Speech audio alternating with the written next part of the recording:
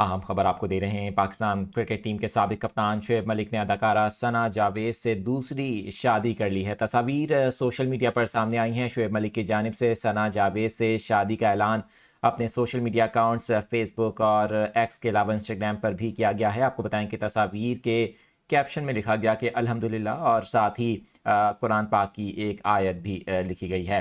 تصاویر جیسا کہ آپ اس وقت دیکھ سکتے ہیں اسکرین کے اوپر، ثنا جاوید نے اس موقع پر دلہن کا لباس، جبکہ شعیب ملک نے شیروانی زیب تن کی ہوئی ہے۔ اداکارہ ثنا جاوید سے متعلق آپ کو بتائیں کہ انسٹاگرام پر انہوں نے اپنا نام تبدیل کر دیا ہے اور ساتھ ثنا شعیب ملک لکھ دیا ہے۔ اس وقت آپ کو یہ بھی بتائیں کہ ثنا جاوید نے اس سے قبل گلوکار عمیر جسوال سے پہلی شادی کی تھی۔